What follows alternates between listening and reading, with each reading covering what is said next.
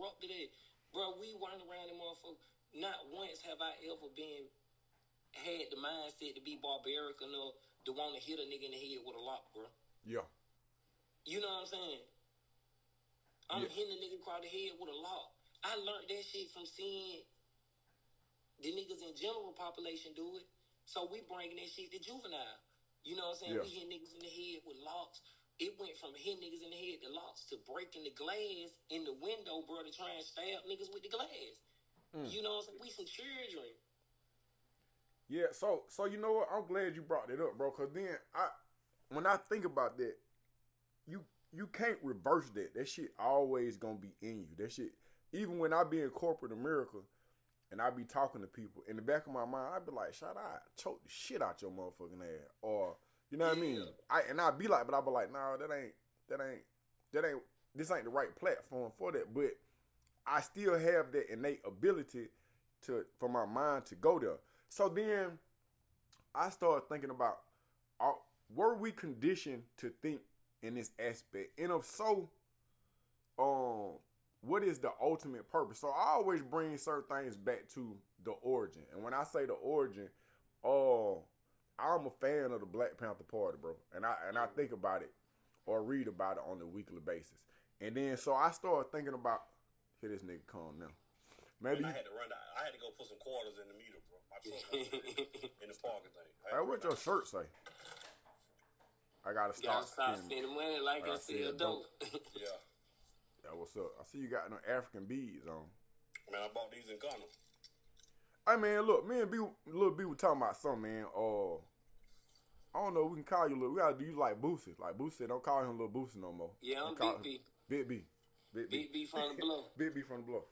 Yeah. Look, man. You know, when I was in Shanghai, we did tell. I ain't gonna say that. Yeah, like Big B from the blow. Hey man, so I got both of y'all was essentially in, and we will come back to that topic, Big B.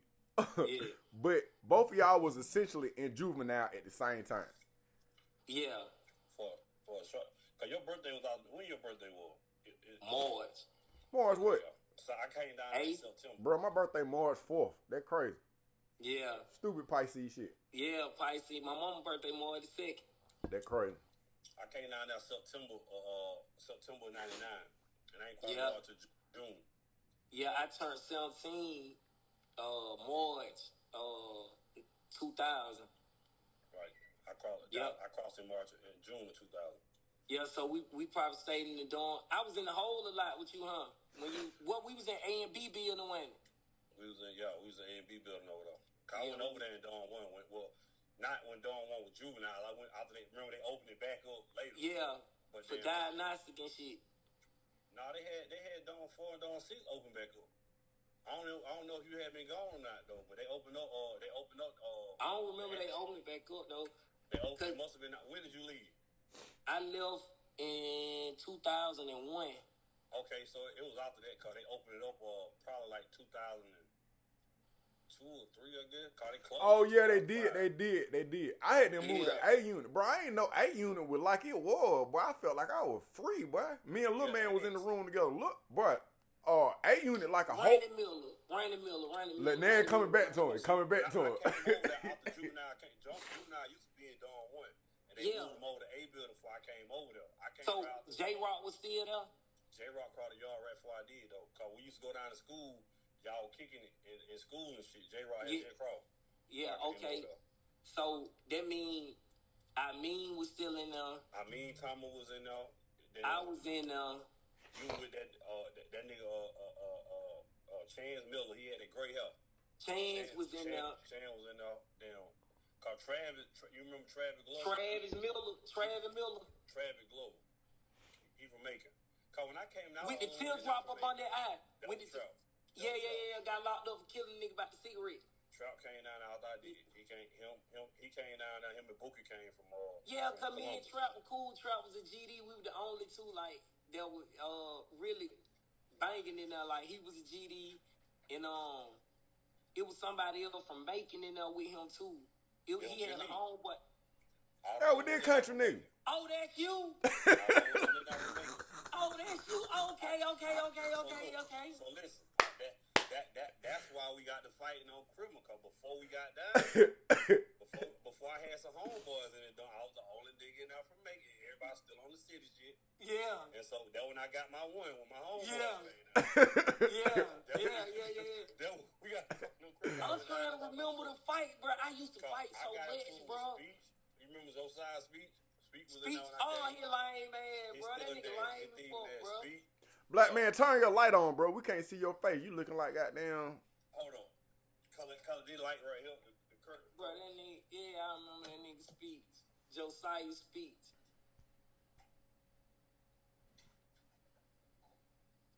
When them nigga, you remember when do you remember when them niggas jumped on me in Juvenile? Was he up that end?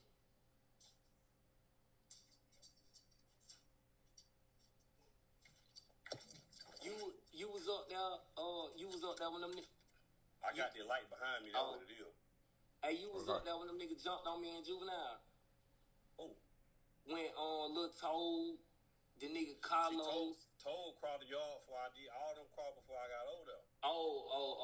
Yeah. Toad got the fighting right the week before he killed Boatwright. About a week or two. Yeah, so see me and Lil Toad. Look, I got a hole in my lip. We can't see you because your light ain't on, nigga. Yeah. That little nigga, hey, boy, that nigga know he hit hard, don't it, boy? That nigga, that country, that nigga hit hard, boy. Slam into a locker. What was Toad from, like, Georgia or something, ain't he? Nah, that nigga from, he from Tifton. He from that Not Fit. I met his brother. Well, yeah. I talked to his brother online. I was trying to buy some equipment from him. Yeah, I was at Macon State. I was at, Reedville with Tobe. I was at, I just left him at Hancock. I was at Hancock with him before I had got out. Told cool, man. That nigga, hey, boy, them niggas, him, Cali, a nigga named Carlos from Augusta, motherfucking, and there one more nigga be with them. They moved. I had went to the hole for cussing out me Ford. I had cussed me Ford out in school. And they sent me to the jack off that old lady with the they sent me to the block. So when they sent me to the block, I get 14-day isolation. The day before I'm finna get ready to max out on isolation, somebody steal Lil D from Atlanta radio in the dorm. In dorm 1, somebody stole Lil D radio. So when they steal Lil D radio, Lil D done talking about cool ass Lil D? Nah, Lil D from Atlanta, he was in Juvenile with D'Angelo Hooper with the 2 goals in his mouth. He had a brother down there in Alto too. His brother name was Curtis Harris. Okay, I have to see that it. dude, Lil D. I remember that name. I went in Juvenile. Cause look, if we talking about the same Lil D. Lil D used to be with he used to be with all the shouters. If I ain't mistaken, Lil D used to be with Buck. And yeah, he used to be with all the Yeah, I see Lil D. No. Oh, okay. Lil D that was in E2. Okay, yeah, that's what I was talking about.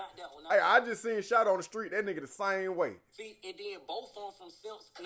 Both of them from Simpson too. Yeah. But then when he was younger, he was in Juvenile with me. Okay. D'Angelo, who he had an rubber shirt. But they still shouted radio. Somebody stole shouted radio. I don't know who it was. I went in the dorm. So when the day before I'm finna max out, you know, they got us in they were doing the isolation on 8 range.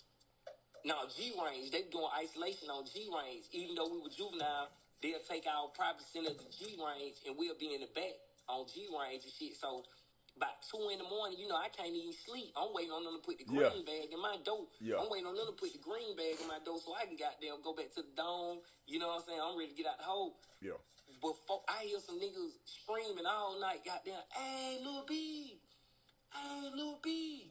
So when I finally do come to the bar, Lil D, he saying, him and Baby, you know what I'm saying, shout, don't go back to the dorm in the morning, don't go back to the dorm. I'm like, what you mean don't go back to the dorm? Like, we just bust them nigga head.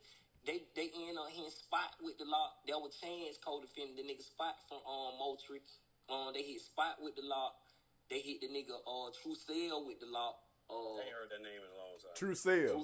Yeah. They Y'all nigga old too. Y'all too old nigga too, bro. They hit the nigga True Cell with the lock.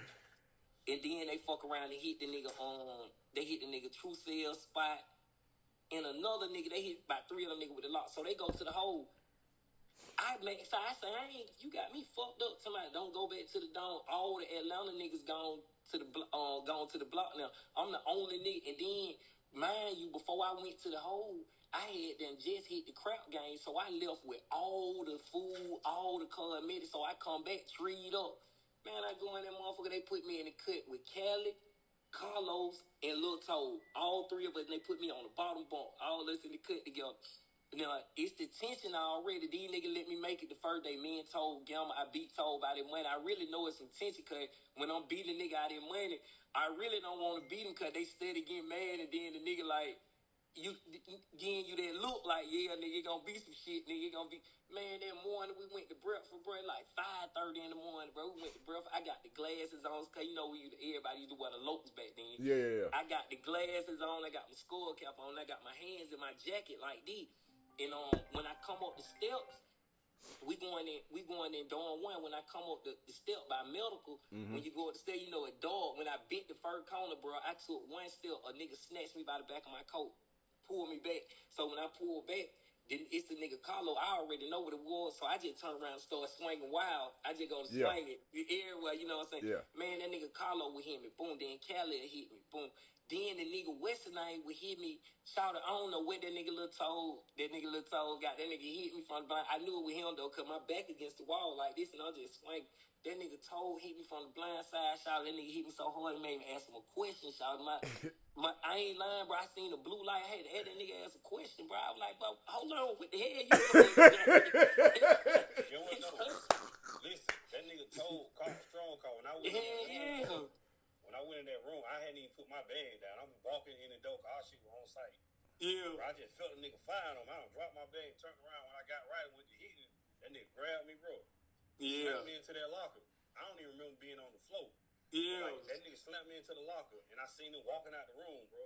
And goddamn, I was getting up, and bro, I got a hole in my mouth still. Yeah. And they were right here came from headbutted me and Juvenile. Yeah. And split my shit. Oh, that was his signature move right there. That headbutt, that was his signature move, y'all. I mean, my brother, boy, I mean, got to fighting in the county jail over the phone. I ain't got fuck around and chip my teeth. Y'all niggas over here telling a real war story, like showing the wound, man. That my motherfucking brother, boy. We became the best of friends after that. Then we get to fighting over the phone, bro. You know what I'm saying? You know, back then on Rice Street. We got into about the TV in Juvenile. Y'all got to fight about the TV in Juvenile. Yeah. Yeah. I mean, he did used to be on that TV. He did used to be on that TV. Yeah. We got into about the goddamn TV. Some stupid shit, bro. And like, it's crazy because motherfuckers are grown men now, and like my life mission at this point is trying to like keep them kids. Cause like, bro, y'all, this ain't what y'all want, man. Y'all don't want to be down there in this shit, man. Cause like, do you see like? Cause I be looking at this shit in hindsight now. You know what I'm saying? Cause I'm just now getting my freedom, and my freedom wasn't even on the table. You know what I'm saying? Like it was life. That was my final destination, life in prison. Looking at it in hindsight now, do you feel like I be feeling like so much? It's a gap. It's a gap in my life that's missing. That it don't matter what I try to do or how you try to look at it, you can't feel that void right there. Like them 26 years of development. You know what I'm saying? Like the sensitivity that people that develop in normal society, what they would have. I'm kind of like a little desensitized to it to the point because I've been forced to live like harden and harden my emotions and shit. You know what I'm saying? To the point where a person might ask me a simple question, bro, and I'm so hard and so I don't know, so behind, so to speak. I say to the point where sometimes they be like, "Damn, why would you even reply to me like that, bro? I don't mean, I just asked you a simple question, but I don't mean nothing by it." And that shit had you thinking to yourself like, what the fuck am I doing? Like, am I fucked up? Did the world pass me by? Am I doing the right thing? Do I supposed to be out here? You go to questioning yourself, because I done did that. You know what I'm saying? Because it's a void right there. I want to do you experience that same thing. Hey, man, it's different talking to the introspective Lil B. Because we know for this nigga to be a goddamn madman, this nigga goddamn really smart as a motherfucker and be on some therapeutic shit. You see what I'm saying? Bro, I always have been smart. Yeah. Look, I'm going to tell you something. I don't even know if you remember it, right? But your ass used to be in the day room. And you would take a deck of cards and flip the card on and be rapping. You still rapping, bro? Yeah. I don't rap no more. He'll take the card and flip the deck over and be rapping. And start rapping, Talking about just freestyle? Freestyle. He was just stupid as hell. Everybody was just stupid. Like, and the problem, the thing about it is the environment that they was in. It wasn't a place that we could go in and like kick our feet up and be like, oh shit, I'm just gonna be chilling. Cause if you chilling, niggas gonna goddamn. We already know where that shit gonna go. Everybody got to be like you saying. And so you being in there for 20, cause I did 10, and I've been home 16 years now. Major made 16 for me being home. Yeah, but, congratulations, bro. We went in there as kids. Yeah. All of went in there as kids. I think you were like 13. I was 15. I was 13 when I went in. I was 15. And they when I got down, I had a 4-2 number. Y'all niggas had them 3 numbers. I'm like, I had I still remember that number 385-432. Mine was 4276. Mine 396 934. Y'all institutionalized too, bro. Yeah.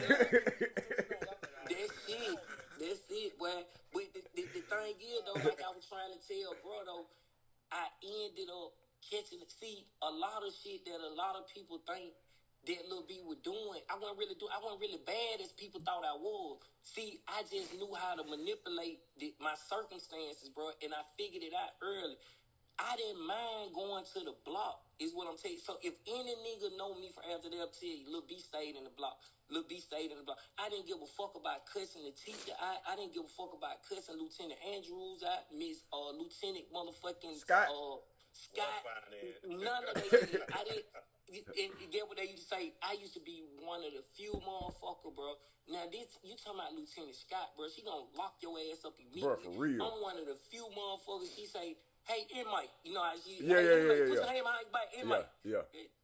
Man, you ain't talking. I'm walking and be like, "Hey, Louis," I said, "Put your hand behind," and I keep on walking. And I ain't got time to be fucking with me. You know? Yeah. So me living in the hole was good for me, but I wasn't going to the hole on no bitch ass nigga shit. I wasn't signing no PC. I wasn't doing that. I swing on the nigga. We get the arguing right here. We can do it. You know what I'm saying? Now, if I got some nigga owing me, we might try to go in the room because I want to try to get the little money that nigga might owe me or something. But other than that, nigga, I ain't mind going to the hole, bro. I did a lot of my time locked down, and niggas don't even know that.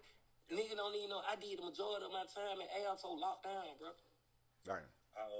It seemed like my first time going to the hole on criminal, and like once you go to that motherfucker, bro, it just start coming back to back. Once you get that first, cause I had rolled like 2 months, 2 or 3 months. I went to the hole, then it was just like it was back to back. This shit don't never stop, boy. And then it always come at the word time. You know, see, we were juvenile. We know when we go to the hole, we go over there for like 3 days, a week. You know what I'm saying? The week at the most, bruh. Shit, you fuck around and goddamn go by 2 times back to back. That nigga goddamn Tom Pool gonna leave your ass over there. Tom Pool, he was warden over there. Tom Pool had your ass in that motherfucker goddamn 3 months, boy. Bro, you know when we went to the hole, right? You know all them Atlanta niggas was already across the yard. They know. You remember they used to keep us on A range and B range. Yeah. They sent me to A range and they sent you to B range. B range, yeah. I didn't realize the A range was PC for the blue stripe. Yeah. And I was behind you. Yeah, they were like, that nigga fine PC. Yeah. Listen, bro. All them niggas were talking crazy as hell to me. Nigga, when you go across, y'all gonna fuck you. One came over there and said, man, all these niggas some nigga on PC, yeah. Like, all them niggas. Hey, look, now they put me over there one time. We got the, what the hell I go to the hole for? I went to the hole. I did some stupid ass shit. I don't know what, I'm always doing stupid shit. They remember they were putting the juveniles on A-Rank when they first started putting us over there. You know, first they started with the niggas that was in juvenile that was on PC. They put them over there first, and then they skip a cell, and then they started putting us in there. Like we were doing they'll take us through our whole time on C range though. But man, they fucked around and put me in there one night. I came to the hole at like 1 a.m. or some shit. And the motherfucker nigga on top of me, nigga like, hey Lil B, yo bitch ass nigga, y'all juvenile act like y'all tough over there. Wait till y'all little bitch ass come across the yard. We gonna show y'all what the nigga talking about. Nigga told me, nigga say, yeah, nigga gonna give you some cigarette. Nigga gonna make sure you right there. Nigga gonna fuck you, nigga. I'm trying to see who these niggas is. I'm gonna tell you who work Footy. As a matter of fact, the nigga Footy, no, it wasn't Footy that told me, matter of fact, nigga, it might have been Chuck or somebody that was like, man, all these niggas ass on PC, cause Chuck used to work over there too. Cause Chuck, like, all these niggas over there on PC. He got now. He was from making fuck. They were like, you got a homeboy over here, and damn, I don't even want to call his name. I call. You know how he motherfucker. he came over. What his nickname was? He wouldn't even really pay me no attention because he was trying to get to the sisters. That nigga stayed with the sisters. He stayed at the sisters. He didn't even know you was in the hole. You got a home? Your homeboy? Man, I know. Oh, I know what he's talking about. I know what he's talking about. I know exactly who he's talking about. I know what he's talking about. The letter nigga. Yeah. He's working the hole. Yeah, he was over there in the hole. Yeah. He came over. Matter of fact, he worked third shift, didn't he? About 36. Yeah, he was over there. Yeah, he worked night shift. Yeah, I know exactly what he's talking Bro, about. I don't want to lose because we in a good play, but you had asked a real pivotal question. Can you ask that question one more time so we both can have a chance to respond to it? Like, I would ask him also, like, do you feel like it's a void from that experience that we went through, looking at your lifestyle, your life now in hindsight, it feel like you missing something, like it's a big void right there that you can't feel, you know what I'm saying? No matter how you look at it. For me, bro, the only time I asked to kind of feel like I miss anything is when I'm around. So I got people around me now that I was in school and stuff with, right? Yeah. And they may be talking about something with like college, because you know, Al told college, we missed the prom, we missed all that shit. Yeah. And so only during them time right there, but like it just feel like Al told like another chapter. Like, you know, I wrote a book. I had kept a journal, bro. Mm-hmm. Me too. I ain't published my shit yet. Yeah. And, you need to put your book out, bro. Yeah. I just got my journal. I journal like nigga. Both of y'all need to put y'all shit out. You definitely do that, and I think, bro. I feel Kyle was in there. Cause, you know, when I first went in, I was saved before I had got saved right before I went in there. Because I was saying like, you know, man, damn, I was fucking up, and I would do better, and then I ended up getting saved. I went to the Christian camp before I then went, and then I was like, man, I ain't gonna do no robbery no more. Man, I had need to get me another car, bro. I was like, I would just do 300 weekends, like get a box Chevy. I went to Alto trying to get a box Chevy. Box Chevy, bro. For $1,000. Yeah, like, boy. Convenience store, you ain't gonna get but a couple. You might get $300. Yep. I got some 3 of them. Bro, I got on the first one, man. I had a wreck, bro. I wasn't getting chased by the police or nothing. I left, got in the car, I was driving back home. It was raining. I was on a 2-lane road, bro. And this why I don't fuck with these Tacomas. Now I hate this truck. That nigga said it's a Tacoma. A Tacoma came out. It was raining. Stopped in my lane, bro. I swerved in the left lane to miss it. And then the tire was damn near ball on the car.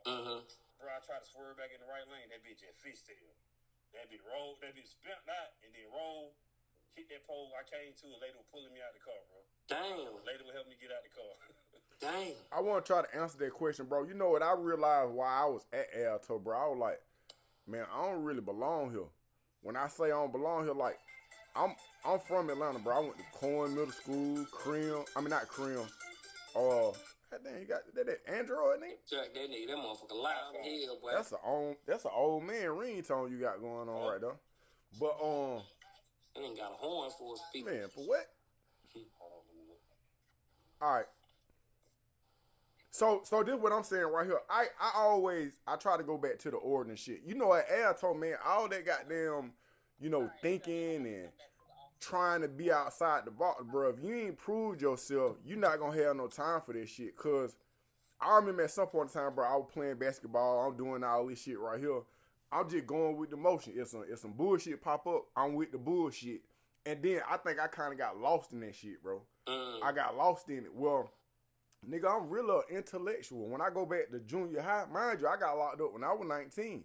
So my personality had kind of developed to one degree or another. I was still lame as hell and didn't know shit and didn't have shit.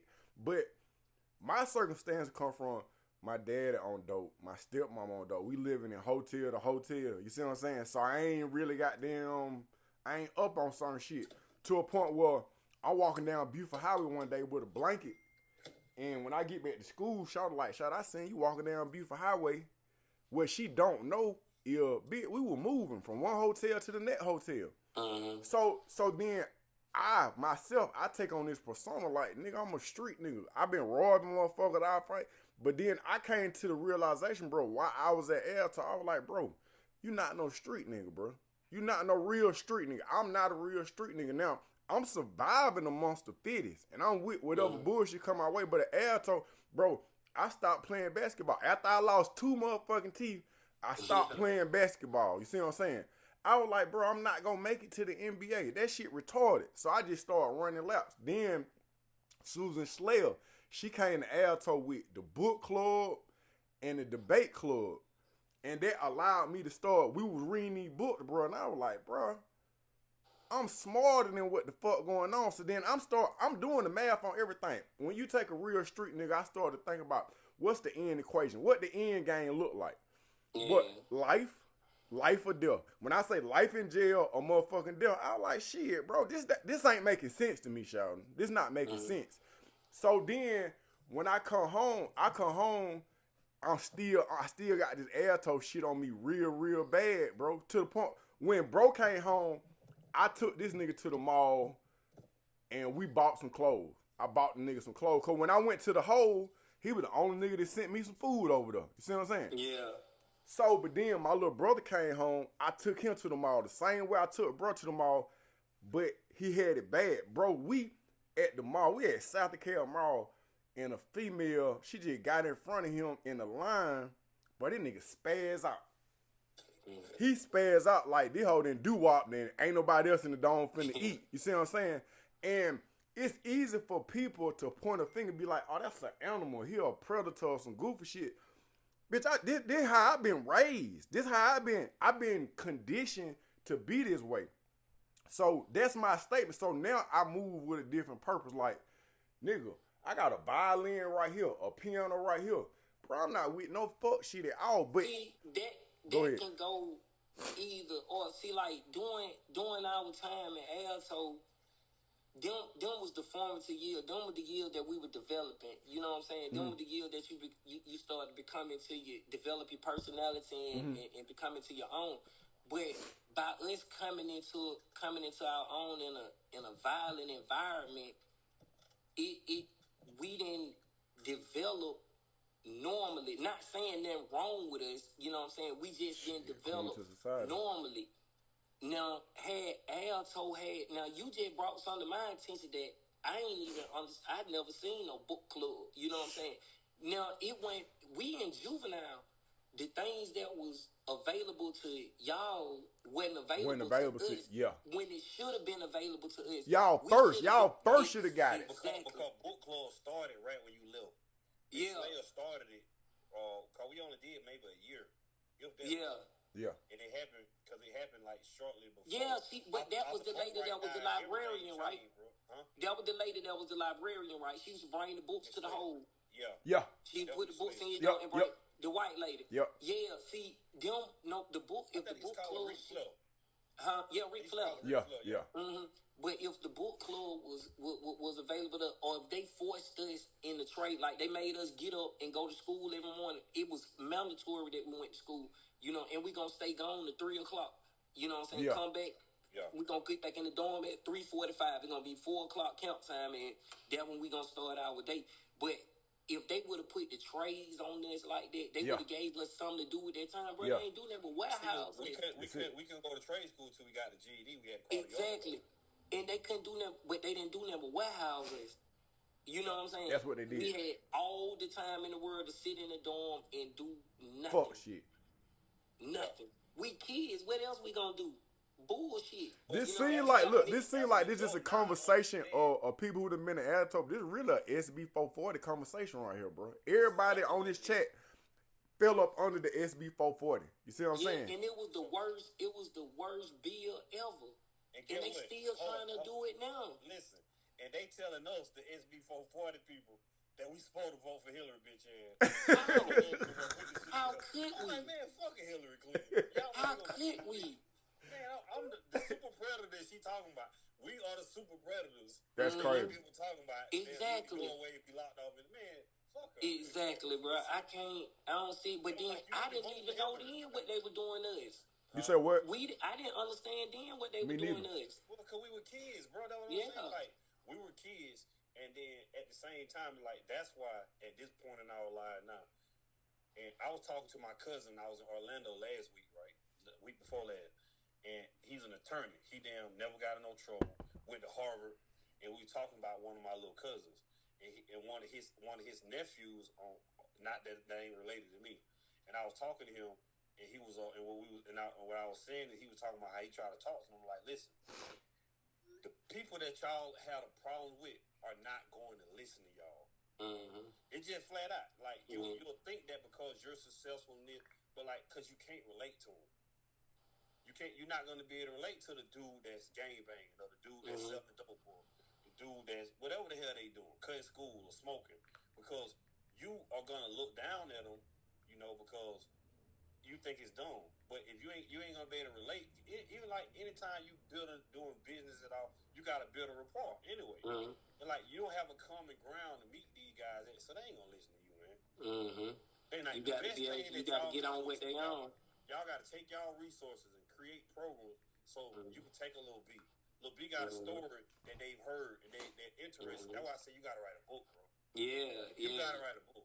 Yeah, and that's the end goal, though. That's the end goal is to make the message so you can take, because I see it every day, bro. Like, it's a never-ending cycle. The same shit that I was experiencing when I was 12, 13 years old is going on again, but they don't know the information that you can be tried as an adult. You can lose your life for the rest of your life at 13 years old. You can't even go in the store and buy a pack of cigarettes or cast a vote, but you can lose your life at 13. You know what I'm saying? It's a messed up situation. It's a double standard in society, but that's what's going on. But had we knew the information, we might would have moved differently. In them situations. I try to explain that to some of my kids, bro, because how my correlation is, I look at slavery ended in 1865, and both of y'all probably heard me say this before, but when slavery ended, this is a source of income for the United States. You see what I'm saying? Course.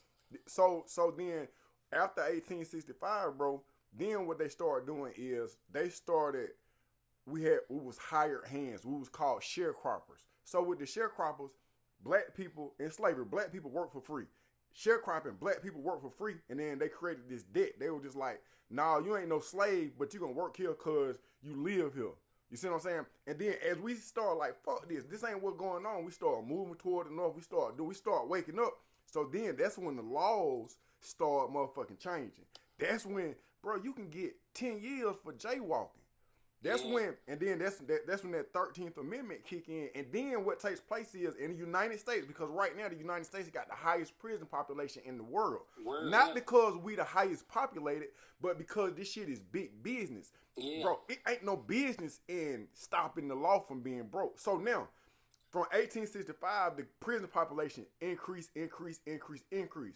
So what I be looking, I be like, damn, if we, as a 13-year-old or 15 or 19, if we understand, hey man, this is a business, somebody's gonna end up on that potato chip rack, bro, because that's how this country goddamn go. Think about Hammersham. Think about how many people you done ran into. They work at the jail, they auntie work at the jail, they wife work at the jail. If you take the prison out that community, bro, you're gonna have a lot of unemployment going on around them. You see what I'm saying? Yeah. This shit is a business to the point where I'm working with kids in these different environments, and right now in the United States, they taking our test scores, bro, from our 4th grade kids who have some behavior issues and second grade. It may be second grade. I think it's second grade. I'll say grade school, but they're taking the test scores, and instead of determining how they need to restructure the education system, they're saying based on these test scores, we need to build this many more prisons. You see what I'm saying? And I started looking at shit like, think about the hole. When that hole clear out, bro, and it be inspection day, it don't take shit to go to the hole, bro. I'm talking about it don't take nothing. Guess what? Cause somebody gonna be in that hole. Now take this. In the state of Georgia, we got 2 private prisons. They have a contract with the state of Georgia. And with that contract, the population is supposed to be at a certain number. 4 years ago, that number was not at the number. Guess what? The state of Georgia had to pay those private prisons. So then I ask you, how in the fuck can the state of Georgia reduce crime and be penalized when that crime is not reduced? Yeah. Boy, fuck you. But look, I tell you one even better, bro. Like you touched on something that's the foundation of America when it comes to dealing with the black people in society. After the Civil War, when you had the Reconstruction coming along, during the time of Reconstruction is when things really started to get bad for, because we was just roaming around the streets. They came up with all these vagrant laws. Yep. You know what I'm saying? Saying like, what we gonna do about these black people? White people said we scared they gonna rape us. We scared they gonna do this and do that. So they came up with all these black. It's called the Black Code. Yep. You know what I'm saying? Yep. With all these different laws and saying if you don't have a job, you go to jail. If you don't do this, you go to jail. If you didn't have nowhere to stay, you go to jail. And so these people just coming out of slavery, ain't nobody got nowhere to stay. So of course they're just roaming around. So they just reversed it and turned prison into the slavery plantation again. Which is when they started getting them, they started using them for contracting them out to the city, contracting them out to the state to do different things. And people was getting out, like they might have a release date for September. You know, September come. They tell them, you owe this much for debt somewhere else, and they give them some more time until they finish whatever job. During that time, the foundation of what we're experiencing now was being set. After that, remember, the black man started to get something going after the vagrant laws. After that came along with your sharecropping, and that was further on down. You know what I'm saying? Yeah. With the sharecropping and all that, and that was some bulljive too. But my point I was trying to make is, society, the way society is set up, you can take it all the way back. This is a capitalistic society. When you have minimum wages, now follow me. When you got minimum wages, right, which is supposed to be a livable wage, right? Minimum wage. You're not supposed to be able to survive on minimum wage. You're just supposed to be able to just live. I mean, you ain't supposed to be able to live on minimum wage. You're supposed to be able to survive on minimum wage. All right. Now take it back to the slavery days. Master gave you food. Master gave you clothes. Master gave you somewhere to stay. And master gave you a job to work every day just so you can have food, clothes, and somewhere to stay, right? Minimum wage is the same exact thing in this society again. You know what I'm saying? We don't own nothing. You know what I'm saying? And when we can't get the job at minimum society, get the minimum wage job, we outside doing this and we outside doing that. Now we coming right back to where we started at. Now send them back through the system. Now we gonna make money out of them again. It's going. The system, bro. This is how society is set up. If we not willing to press the reset button, it's gonna continue to be like that. We can save a few, but they got the head start on us so much, bro, that we got. If we don't start now, how do you go ahead? My bad. I want to say when y'all were talking about when y'all start talking about the Reconstruction, bro. So after the people came out of slavery during the Reconstruction period, like what we found out is like black people actually were thriving. They did come up with those bullshit laws to take people to jail or whatever now, but when black people were given the opportunity to produce and do on their own, we always do great. And so that's where you got the Black Wall Street from. In Tulsa and the one in North Carolina and down in Rosewood. But the thing about it is, what we have to realize, it doesn't matter whether or not we're doing crimes or not doing crime. We have an enemy here in the United States. And the better off black people are, the more you become a target. it don't matter if you do good. You got black people sitting in the church in South Carolina, and a white dude just came in the church. They tell us that we need to do the right thing. Wouldn't be sitting in the church be a good thing to do? They said it don't matter what we doing and the better that we do. Like, we dealing with people that gonna come at you. They gonna come, bro. It don't matter if you breaking laws, if you're excelling, even when you're excelling. The problem that I think that we have in black people, and like we be tiptoeing, we be dancing around, and we think that we just do good, these white people are gonna leave us alone. They not, bro. They not. You know why our ancestors fell at? And this one of the reasons why our women don't respect us right now. We ain't done a good job of protecting ourselves, bro. Like, we can sit here, we've shown that we can build schools, we can build hospitals, we can build institutions. That's exactly what Wall Street was. But get where they failed at, bro. Security. We don't have no fucking security. We don't have no military. What you about to say, Lil B? Go ahead. Nah, I just see things. I just got a different perspective on that. I don't think our issue is, so to speak, the white man. He is a issue, but he ain't necessarily white. You know what I'm saying? He ain't necessarily white. Capitalism is our issue with anything. Yep. And right after capitalism come us. You know what I'm saying? Ain't no love for my brother no more. I don't give a damn what you got going on. It ain't affecting what I got going on. If you ain't putting no money in my pocket, you ain't feed my family, I don't care nothing about you. It's a separation of it. If you go back to the 60s and the 70s, bro, when they was the Black Power movement, your power to the people movement, bro, it was a love for the people, for the just being black alone. It was love for the people. We don't love each other no more, bro. We don't give a damn about each other. I think about why don't we love each other no more, bro. And this is just where I be paying attention. So we all familiar with Willie Lynch. We all familiar with Willie Lynch. The Willie Lynch level. Mm-hmm. Okay, so then I think about the separation of, where at some point in time they would take a black man and put a horse on that side or put a horse on that side and whoop the horse. It wasn't for the man that was on the horses. It was, they brought his whole family out here to look at this. You see what I'm saying? Yeah. So then think about how quick we'll fuck each other up. But even in our music, bro, we'll kill a subliminal nigga 50 different ways. We ain't gonna accidentally bump into no white bitch at all. So now think about this. So, cause when I think about the Black Panther Party, I think about gang culture. I'm not a gang member. Both of y'all both of y'all grew up around gangs.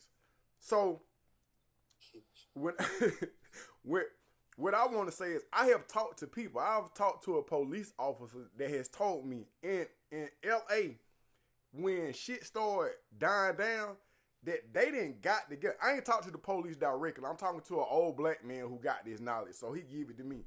He's saying that the police will dress up or have somebody dressed up like an opposing gang unit and come through and shoot this shit up just to get the numbers back up. You see what I'm saying? Mm-hmm. Every time we began to display some type of peace, they gonna come with the bullshit. Then you Rick Ross telling me that, bro, he buying dope. He getting dope that's coming from the government. The dope he getting is sponsoring the Contra Sandinista war in Nicaragua. Yeah, so think about that. I think about drugs in every aspect, cause that's a tool too. And then we get on like when in Detroit, I was listening to Judge Mathis. He say in Detroit, before people started coming back from Vietnam, it was a regular neighborhood, but them folk came back with that heroin. They came back with that heroin, and it just fucked the whole community up. So then I started thinking about Huey P. Newton, who was goddamn one of the world's sharpest minds, bro, like in real life. And then you see how his demise came into play. So the bomb don't necessarily come how they bomb Black Wall Street. Sometimes it come with that Willie Lynch separation, and then we'll have a nigga like, no disrespect to Lil Wayne, but when Lil Wayne hit, bro, and I don't know if he was a real gangster or not, but his words used to rhyme. But then think about how many people, how many real niggas, how many fake niggas, how many white boys, how many whatever began to dive off into that gang culture because it began to get popular. But this is just a division. And then when I started thinking about the machines behind a lot of the music that we get. Some of the people that's behind the machines are the same people that got stocks in these private prisons, bro. Yeah. Yeah. So I'm just I think that's just diversifying their portfolio, bro. But bro, Huey then that nigga say they diversifying their portfolio. Yeah, they getting in some everything in there. Some investing in rap. To put the bullshit in their mind so I can feed them over to the same way, and it go back the same thing or what I just told you. Capitalism, you know what I'm saying, which is the greatest threat to us. You got a rapper that's gonna pump whatever negativity I need to pump into the people brain, and I'm gonna give him millions of dollars for it. He gonna get millions of dollars, but I'm gonna get trillions off of what I got going on with it. But back to your point though, brother, Harry P. Newton didn't have a demise because Harry P. Newton had an ideology that he set forth. And he just like Jesus came to this earth and prophesied to Christianity, Harry P. Newton came to the people and prophesied to the people what it is that we need to do to self-sustain ourselves, to survive and be self-sufficient for us. You know what I'm saying? Okay. And he did what it took at that time to pick up the gun and show the man, like, you can do it to me, and I can do it to you, too. You know, and that was a different type of... energy. That's a different type of fucking strength, bro. To face the police. And now, here I am on this live with you, tell you, I'm Lil B from the Bluff. I don't own a goddamn thing in the Bluff. You know what I'm saying? If you want to be technical, the Bluff has did more harm to me than anywhere in the world. But I say I'm Lil B from the Bluff. Now, I'm going to represent the Bluff to the fullest. Nigga, come over here. You can be from Carver Home, anywhere. You come over there with that bullshit, we going to kill you because it's the Bluff, right? Right. But let the police come over there. We ain't going to touch it. With one gun. He come over there by himself. Y'all lay down. Everybody got a gun. They throw them down, take off running. But let me come out here with a gun and I pull it out. Everybody gonna shoot me. We mad and afraid of the wrong people. You feel me? I got two hypothetical questions for both of y'all. If you was in charge of just some kind of way, you was in charge of uniting the people. When I say uniting the people, I'm not in the gang, but I see a lot of structure in gangs. And then I say to myself, I said, man, if these niggas ever unite, man, we gonna be in a different kind of place. That's our military right there. That was the whole purpose. You gotta realize the gangs branched off after the Panther movement. So the Panther was a military for the neighborhoods, bro. You know, but I think the biggest thing that happened up, bro, was drugs. Like one of y'all was saying about Detroit and in Chicago, in LA, the drugs came and and it destabilized the fucking military. Listen, you've never seen a military full of 60, 50, 40-year-olds. Right. The young people are the military. The problem with our gangs is that they don't understand that they're not the enemy, that they're not each other's enemies.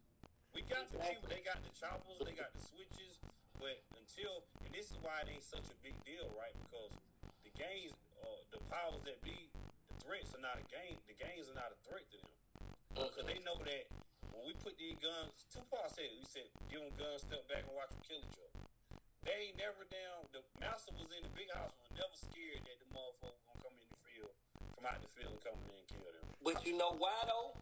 Because they got it in their minds. No, it was no political education to go along with that. You can tell me to pick up the gun all day, but for what reason am I picking up the gun? If you're not giving me an understanding of where I'm going with the gun, nigga, you finna go out there and die on your own, nigga. I ain't finna, you know what I'm saying? I ain't finna risk nothing.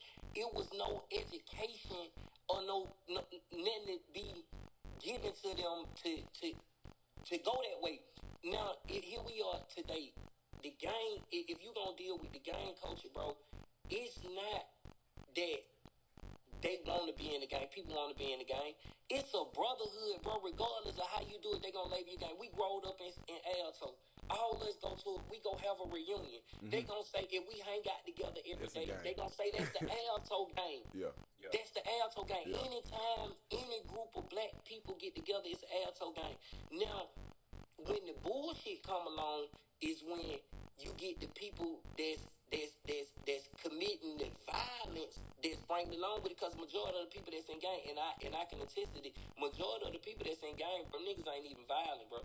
Majority of the things that you see with niggas that's in gang, might be 1,000 of them niggas, bro, and out the 1,000 you might have 50 of them that's in the goddamn, that's with the shit, you know what I'm saying? So keep that in mind too. So a lot of niggas is involved with these games for the camaraderie, for the protection, for the brother, just to be, you know what I'm saying? Niggas done rolled up with people.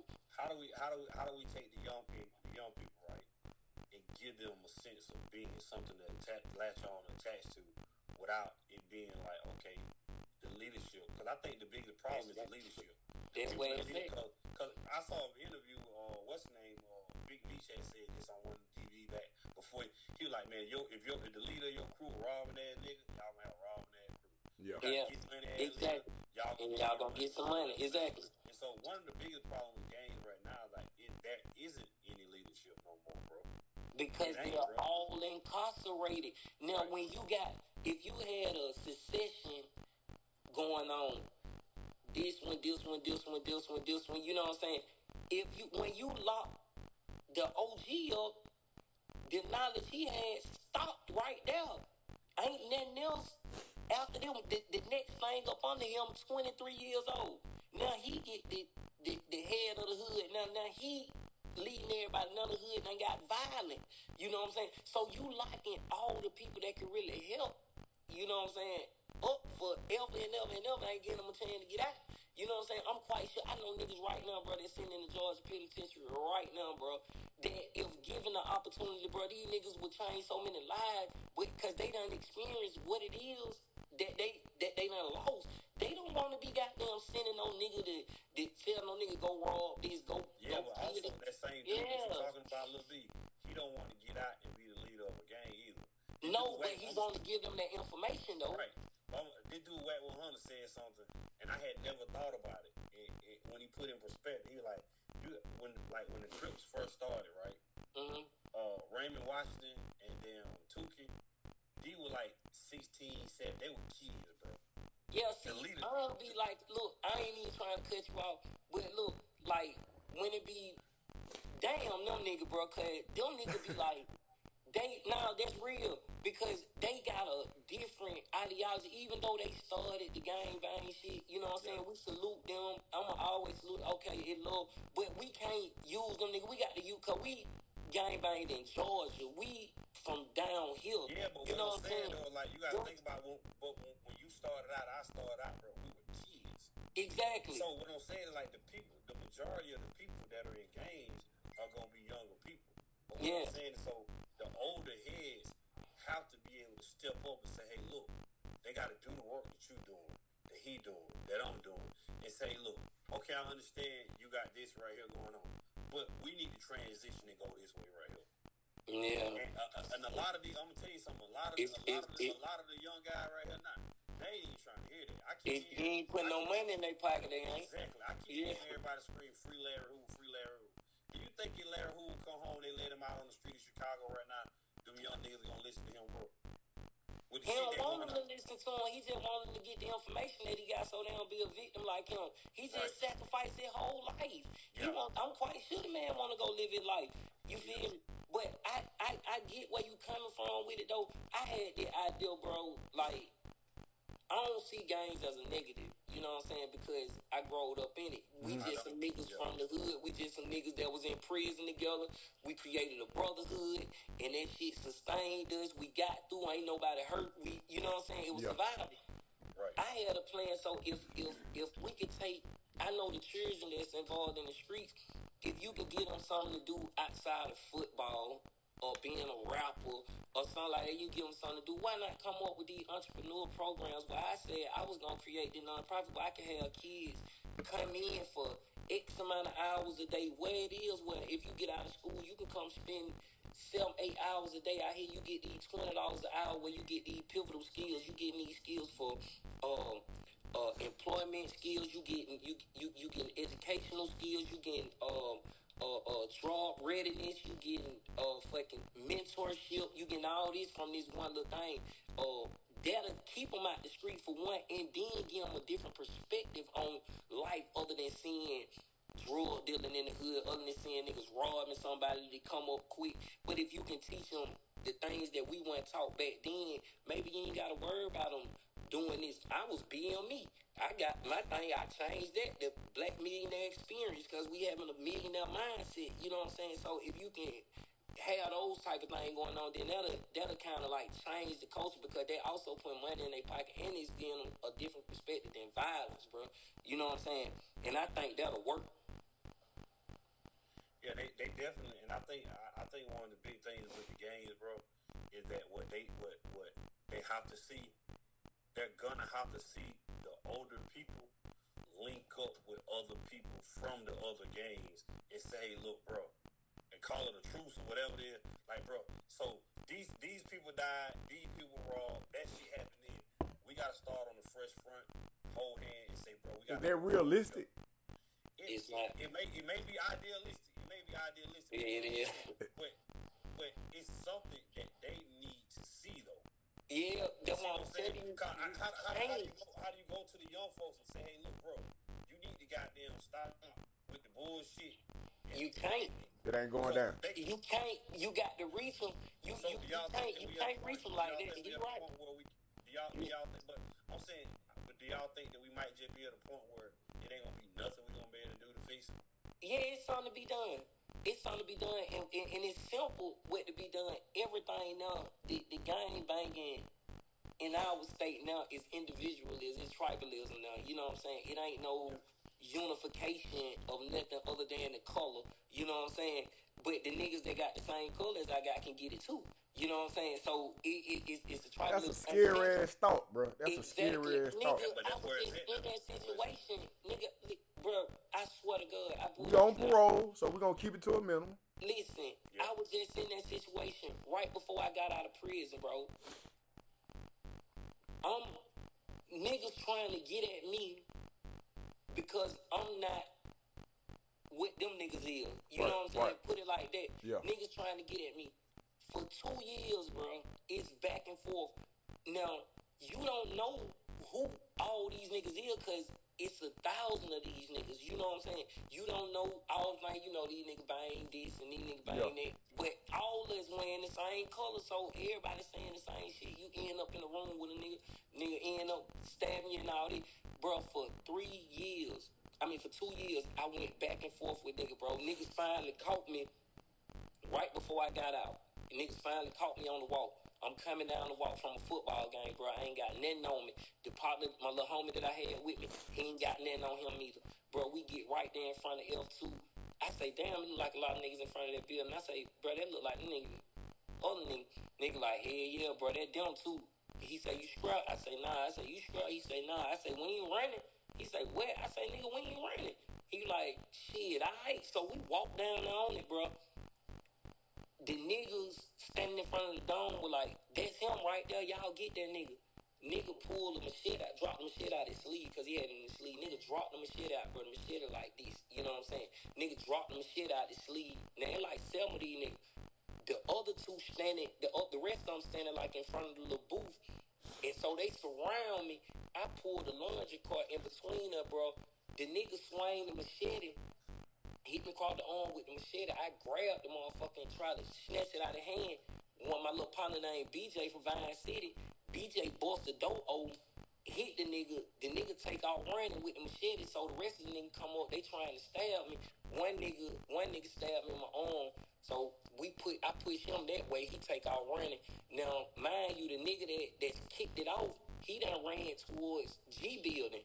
Now, reinforcement coming around the walk, they running. You know what I'm saying? The whole dorm, they running around the walk. So the nigga coming back my way, and somebody hit him. When he hit him, the nigga knife went in the air. And when the nigga knife went in there, mind you, nigga done stabbed me. You know, I don't been hit twice. Yeah. You know what I'm saying? So when the nigga knife went in the air, somebody say, oh, that nigga done dropped this blicky. You know what I'm saying? So somebody picked the motherfucker up. When I tell you, bro, we beat him from one end of the building all the way to the end of F1 building. You know what I'm saying? Like, I'm talking about putting on it when it was over with. The nigga jaw was broke. I damn near out the socket. You know what I'm saying? Niggas and the rest of the homeboy ran off and left me. But I'm telling you that story to say I didn't know where it was gonna come from because everybody was the same thing for 3 years. For 2 years, I sat around paranoid. I wouldn't even piece niggas up because I don't know, nigga, what the hell what you pushing, nigga. You know what I'm saying? It be that type of environment. So the only way you gonna do that is to take niggas from them separate tribes and get them niggas, the heads of them separate tribes, and have them niggas to come together and say, look, bro, this is what it gotta be. Niggas will listen. Don't no nigga want to stab and die. Don't no nigga want to be spending their time in prison, bro. Niggas will listen. So you saying that essentially you think that, and I'm just thinking out loud because I'm an optimist and I'm a Pisces, but is it possible to create peace in the Georgia Department of Corrections amongst the different gangs? Now, how the hell can I want you to just think about that question that you just said. Before you see what you just asked me? Yeah. And him too. Do you think it can be peace in the Georgia Department of Correction amongst the gangs? Now, for one, hold on, let me say this before you go. I'm 16 years removed, right? And you know, you low. It wasn't a bunch of gang members. It was 6. Exactly. So the environment is totally different. Yeah, so I don't understand the environment. I got a different perspective. Yeah. Because like now, I know it ain't nothing but it's just different sets in there now. No, so but your perspective will be my perspective because the foundation of it ain't changed. You feel me? Yeah. How can you be looking for peace in a violent environment? For one, you can't get no peace because of the conditions of which they are living in right now is what breeds the violence that they create. Different question. Here's my question. Yeah, that's impossible. Okay. The conditions are so fucked up. It don't. Listen to me. You're in a different environment. You then woke up tomorrow and you're not who you are. You do not look how you look. You still got the mindset, but you are in a different position. And some kind of way you are in charge of all of, I think it's maybe 50,000 inmates in the state of Georgia, if I'm not mistaken. I don't know how many camps it is, but some kind of way you're in charge of this shit. This is just a hypothetical question. I ain't trying to push no police shit on you or none of that right there. I'm just saying in a reference of peace, because we all on the same page with the living environments ain't gonna breed nothing but violence. But let's just say you was in charge. Because I remember a time when your ass was out of line, Tony Turpin, they'll get on your ass. Yeah, you see what I'm saying? And now I'm seeing niggas in chain gang with pistols. So it's a whole nother ball game. I'm asking you, if you was in charge of this shit, what would you do? What would be the top 3 things that you would have to take care of in order to create a better or more effective living environment for all these people? 3 things. First, you got to give a nigga some hope.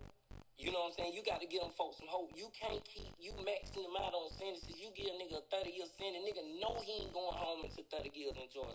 For one, that's crazy.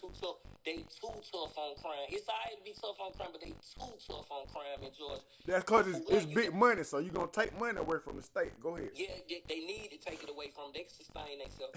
But Georgia got a surplus. For real. Georgia got a surplus. No, for real. Look it up. They do, I know. Yeah. Now listen, if for one, I give them some hope for as a way out of prison. Okay. If you don't get that first, you ain't talking about if shit. If a nigga ain't going home, a nigga ain't got no hope. It's over with. You ain't talking about nothing. You can't do nothing. Lock them down. Throw away the key. That's all you gonna get, Jack.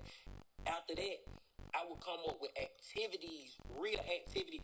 Take some of them goddamn gates down. Stop goddamn handcuffing the motherfucker everywhere you go. When you doing all this shit, you creating an animal of a person to feel like, man, you caging me in, let me yeah. Up. You know what I'm saying? So that would be the second thing.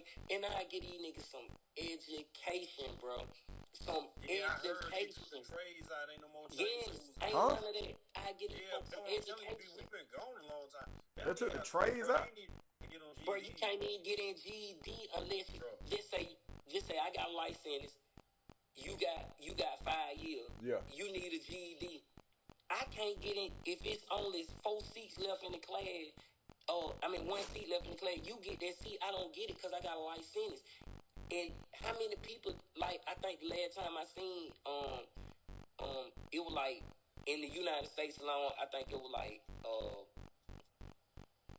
100,000 or 80,000 or some people serving life sentences, or it might have been life without parole. Okay. It might have been 10,000 on death row, and like 100 with life and 80 something like that with life without parole. Mm-hmm.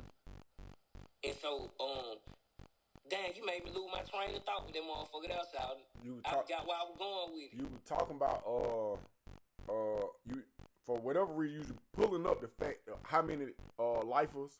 How many? But we was talking about hope. We was talking about hope, brain, and education. So, but that if you don't give them the education to actually, no.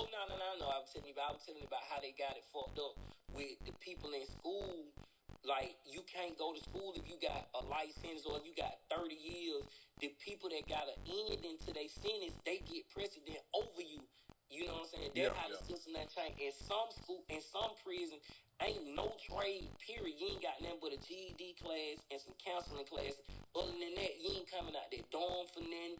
You ain't going to no big yard. Ain't none of that. If you going to the big yard, ain't nobody out there but you and your dorm. You can't socialize with no other dorm. You ain't no fraternizing. They got everybody separated. You caged off. So you know what? So me hearing this right here, because B asked like the 3 things that you would do. I think it depends on like if the agenda. I've never felt like the agenda for the prison was actually to make a better product to make out of society. I've never the thought same that. people coming to your society, Right. back to your community. I ain't never thought that. And so, but when you said something about the living condition, like, because especially since the pandemic, I ain't been hearing nothing but crazy shit going on with prisons. Like, damn, the living conditions, even in the county jails or whatever now. And like, as long as, bro, it's hard to gang bang. It's hard for me a little bit to gang bang, bro. Sitting on the beach in goddamn Cancun. It's gonna be hard for us to be beefing. And we sitting around exotic water, pretty women, alcohol, and food. And the conditions have always been the underlying cause of crime, bro. Poor conditions have always made people damn. So now I gotta ask this question because I don't know which one of y'all brought it up. But so is there essentially hope? Is there real hope inside of the prison system? I say no. Inside the prison system, because the power, it doesn't make sense for the powers that be to create good products. You're gonna create a product where you're creating something where you don't even have a job no more. Because nobody go to jail or stay in jail. We ain't got nowhere to work. My wife a lawyer, right? Yeah. Lawyers ain't gonna get no money if they ain't no criminal. Well, she doesn't do criminal no more. But criminal lawyers won't make money. Judges, police, like, bro, our society makes a lot of money from they do. All crime. It's unrealistic for us to think that they're ever going to make an environment where we stop committing crime. Yeah, the only thing that we can do is we got to change our own individual mindset to make sure that we ain't get caught up in the trap. See, we were kids when we went in there, right? Lil B, you did some crazy shit when you was a kid. I did crazy shit when I was a kid. But if a 42-year-old Lil B is in jail for robbing a fucking convenience store, like, bro, you goddamn, at that point in your life, like, you ain't gonna give me $300. Like, you can goddamn go somewhere else and try to do something. Nigga say you give $300. I don't know. My little brother just robbed my massage parlor for $430. So I don't motherfucking know. That was real recent. So I don't know. Hey, but look, real shit though. If you could take, and this my perspective, bro, and I believe it's a good one too. If you can take our people, cause ain't no hope when it's looking at it from the perspective that you looking at it. It ain't no hope. It's very dire right now. But you gotta be realistic about it and navigate through that. You know, and that's why you come with a political perspective. If we know that the powers that be ain't willing to change this, then that means we got to change it. So if you got somebody like you who got the mindset and saying like, this ain't the way it should be, or me like this. Why not compare these people that we need to put these people in office? We ain't got no political power, bro. You know what I'm saying? Ain't that wrong with having a gang party? You know what I'm saying? Ain't that wrong with a gang party, a political gang party? Let me say it right up to you, little Bito. Cause you finna find out. I be shocking, bro. He be kind of pissed off when I talk like that, but like. It don't matter how much voting we gonna go do, right? We can go vote and put our people in office. We're dealing with a people that, if it's not the way that they want it, they ain't coming to vote you out, bro. They not gonna when they got somebody. Donald Trump sat on TV and said, "These motherfuckers are right now in the Capitol building trying to take y'all liberties away." He didn't say go to the polls. He didn't say goddamn protest. He said y'all need to go down there right now and take that shit up. And who he woke up? But who he woke up though in a country that's who did he wake up with that in a country of divisiveness, in a country of fear that the black man trying to take over they country again? Who did he wake up with that though? That wasn't the black man that he lost to. Who did Trump wake up with that though? You talking about the white militia or whatever not? He woke up the poor whites. He woke up the middle class whites. He woke up the white elites, and he woke up those racist motherfuckers in the mountains that we never really get to see. The militia groups that you talking about. Yeah. He woke up all those people. Notice when you remember when he ran against what's name that lost? No, when he ran against Biden. Who that was ran? Yeah, when he ran against. Remember when he ran against Biden and he lost? He had lost. He didn't get the people that was in the fucking mountains. He didn't get the poor whites. He didn't wake them up yet until he started coming with the racist rhetoric. It wasn't racist saying it, but it was racist in tone. They're taking away your liberties. Don't nobody give a damn about the liberties, but the fucking white motherfucking man that's like, I hate these niggas, the one that supported the Confederates and all them motherfuckers. But look, what I'm getting at though is that those people, right? They ain't talking. They understand. Like, look, we ain't trying to wait on them folks. In order for this shit to happen, you said that we got to get in control, right? Yeah. Change this stuff right over now. But like, I'm gonna say this, and I don't want to be down on the people. But I just honestly don't think that it matters whether we go vote or not. If we vote and we put too many black people at the top or whatever not, they not coming to try to unvote y'all out of there. They not gonna come to vote y'all out. That's cool at that point. They gonna go in the people in the mountains. The Second Amendment, the First Amendment is the freedom of speech. You can say whatever the fuck you want to say in the United. The Second Amendment is the most important amendment of all of them, and that is the right to bear arms. Yep. They understand that whoever got the big gun, whoever got the military, that's who wins. You can't tell me not what to do. You can't beat me up. Yep. You can't beat me up. You gonna fuck a fight, bro. Yep. That's what I'm saying. Like, if you can't goddamn beat Change ain't rules in effect. And so, if a motherfucker not willing to pick up that's the thing. If a motherfucker not willing to pick it up and take care and make the necessary sacrifices, bro, we gonna continue to be in the state that we're in right now. Listen, bro. So until we're willing to do that, the best thing that we can do is shut the fuck up and hope that we get the best master that we can get, bro. Dead ass. Well, it's just like the master done told you. The master done told everybody. Listen. This crocker done got on national television. This crocker done got on national television and done told all of us, fuck us. It's his way or no way. The niggas ain't gonna get shit and these goddamn Mexicans ain't gonna get shit either. This motherfucker get on the news and ain't nobody took nail shot yet. Ain't nobody goddamn got in the streets and said goddamn pick up the gun. When you the big dog, bro, you can talk like that. When you the big dog, like see people that like folk like Ocho Cinco, Terrell Owens, or Deion Sanders, but like until you able to stop Terrell Owens from scoring 15 touchdowns this season or whatever, not he get to talk all the shit. You can't beat him. Hey, you familiar with France Fanon? I don't know that dude. France Fanon. I don't know. That's the dude you were telling me about. They ain't who you were telling me about the other day with. Oh no, I was telling you about Che Guevara. Okay. Yeah. On France Fanon, he helped save the Algerian Revolution. in Algeria. And what made me think about it is because of the statement. It because of the statement bro made. And Randy say got there. Randy say until we get a good master, we might as well shut up. With Frank Fanon wrote a book called Ratchet of the Earth. And I heard that book. Yeah, he wrote a book called Ratchet of the Earth. And in Ratchet of the Earth, it was, he say, you got to kill the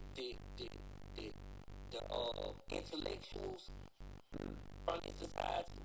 You got to get rid of the politicians from the society, and you got to get rid of the religious leaders from the side in order to stage a revolution.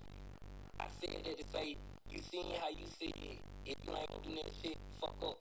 Frank Fanon would have been like, you are a enemy of the people because you're supposed to have a greater belief in your people as opposed to like saying we ain't gonna do that, they not gonna do that. You diminishing this as opposed to be like, yeah, nigga, we gonna do it. If we do this, it can be done. It's like your whole forecast of black liberation is like just believe, like it ain't gonna happen and it won't happen. Like it's impossible. What I said.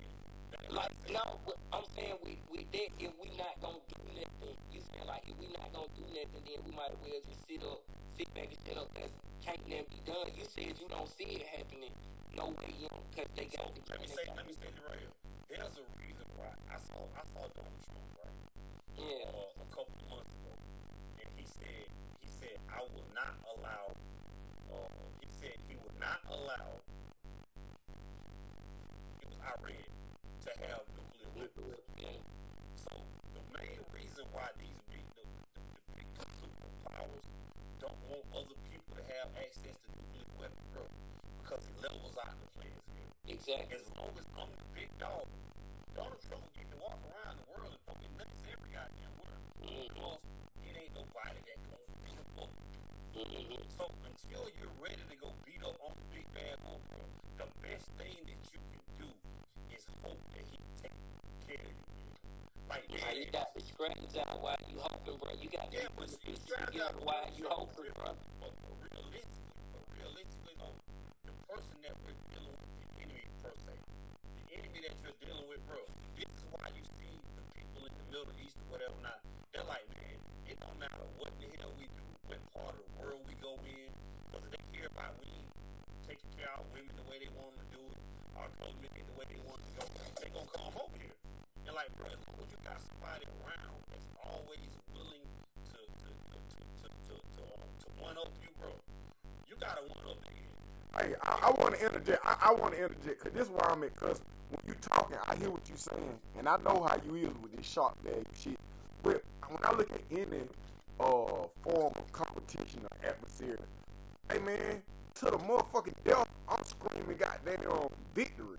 I don't give a fuck what's going on. I'm talking about blood dripping. Oh man, nigga, to the death. Cause if anything else, to scream anything else, you have already goddamn completed the defeat process. It ain't no need for you fight. I tell people about this shit too. We see all these videos with these police stops and everything, right? I'm like, look, bro, if you ain't never, I think you probably gonna fight police. Yeah, I'm gonna bitch to that fuck. No, I don't fight police.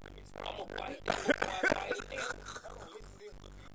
So, when you say it on, I tell people, like, unless you ready to kill a cop or put your hands on the cop, check him fly. Yeah. Because you ain't the type of dude they gonna fight with him or kill him. Just do what they say because they're not going to stop until you go in that cell, until you put the handcuffs on. They wouldn't go get thick asses, masks, come here 30 deep. So like, bro, don't sit in the damn room acting like pump faking like you gonna goddamn not go in the cell. You gotta bring 50 officers in here to take you. You going. So like, bro, if you ain't ready to fight them or kill them, check on me, bro. You just delaying the process. You gonna get your ass in there.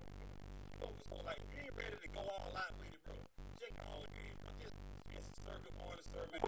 Why not be with it? What more do we got to lose? You know what I'm saying? And that's the thing, like, what more do you gotta look, bro? We live like shit. You know what I'm saying? Our people fucked up, bro. Like, what? If we die, we might go to a better place. You know what I'm saying? What the hell we holding our hope for? Let go. Black men, we want our women to respect us. We get mad when our woman calls the police or got them call the child support or whatever, not right? If our woman really respected us and felt like that we were her protector, her provider, she would never have to call a white man to come goddamn take care of her. Listen what I'm saying, like, so, like, if we want our women to really respect us, right, like, they need to see us fighting for them, bro. They need on all fronts, all the fucking time. We don't get to pick and choose as a man when we gonna be men. You gotta goddamn be a man all the fucking time, and at some point we gotta sit down and say, you know what are we gonna do to eradicate this bullshit? Why is the women though? Like, what we doing to the women? It ain't what we're doing to the women. It's what the women don't see us do. What I'm saying is, like, so check this out right here. Damn, when I see this, somebody was talking about, like, your woman, she goes to work. She goes to a job, clock in for 8 hours. She got a boss there, this and this, whatever. And can you really tell her that you're a leader? If you can't take your woman and sit her down at home to let her sit in her feminine spot, and you can't care everything, it's hard for her to listen to us because they know that, like, bro, you ain't in control. You ain't really running shit. And we can get out here with our bullhorns and we can goddamn say the damn with our posters and protests or whatever not. But until they still running shit, bro, we had somebody in office running that was supposed to be a black person that was in office. And what do we see him doing for them, bro? I think we live in a different. It's a different time, bro. Like, we ain't gonna get that no more. At what time do we be for the look? I like it right here. Y'all want to get right. You know, that ain't gonna happen. Look, but you said, look, we need to be for the floor on that overall. We need to. Say, look. It's a different time now, bro. It's the new constitution. Get what it is right here. Yeah, and it gonna be World War III. The big commandment.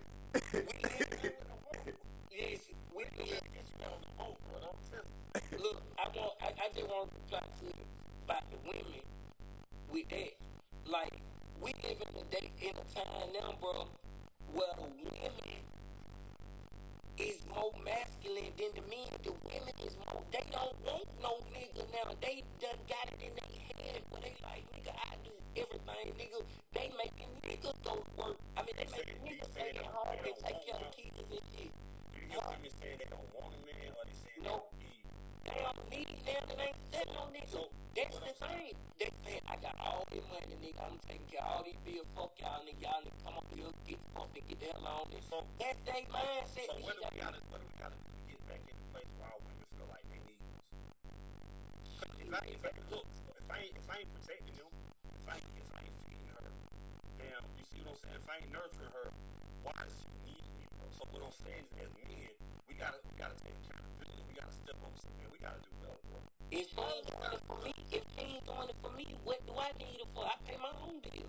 Well, you need it because you want to have children, bro. We gotta have children. Outside of that, that's it. Outside of that, bro, that's the most important thing, you know. What I'm saying, outside of that, what do we have outside of that? You know what I'm saying? Look, I just went through a situation. My perspective different when it comes to these women, bro. Because I just went through a situation where this girl just sent me back jail. You feel me? And I was a perfect nigga to the girl. I'm talking about I got out of jail, didn't do no wrong. I ain't fuck off on her, did, and I tried to make it work. But she was fucking with me mentally with this nagging shit, with this fucking, it's like I left a prison and went to another prison. That wasn't my ward no more. Now she my ward now. She telling me what the fuck to do. She telling me, why you over here? Why you doing that? And to the point where I say, look, I can't deal with it as a man, bro. I'm gonna tell you, look, B, you gotta stop eating ass, y'all. No, I was putting that goddamn on it, boy. You know what I'm saying?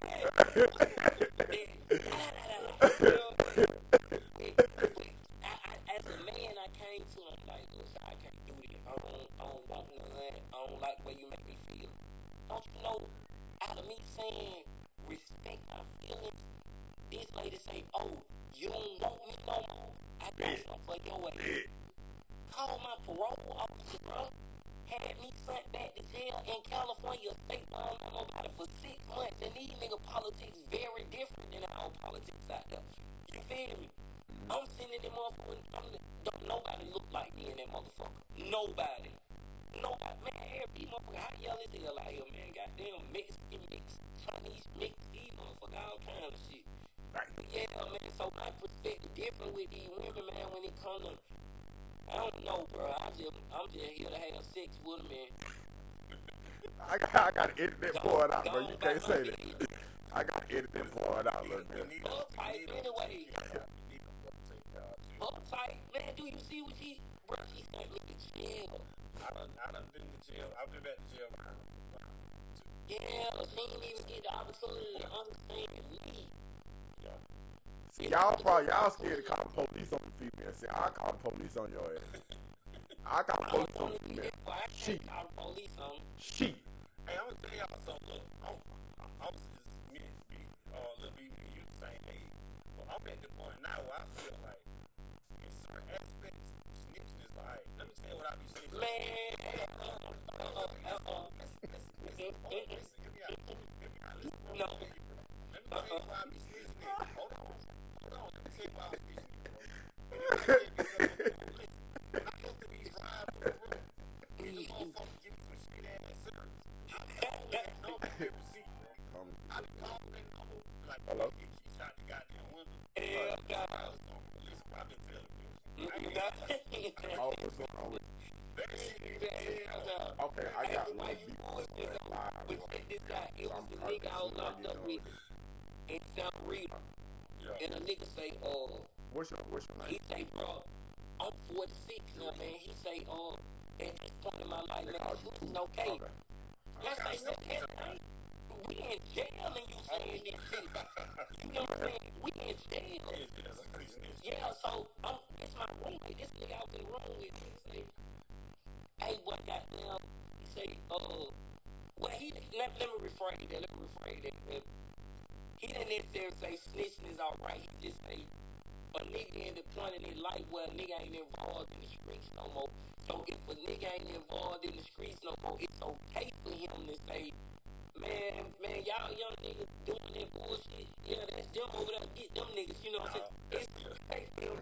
I say no. Yeah, it ain't never okay. He's saying he ain't in the streets. But your mama don't teach you that when you growing up. Don't tell on nobody. But if you ain't in the street, I ain't in no position where I need to be snitching on nobody, you know. But if you you driving down the road, right? You're a good Samaritan. You driving down the road and you still, man, get out of the car and just shoot somebody. Wow. I'm gonna keep going.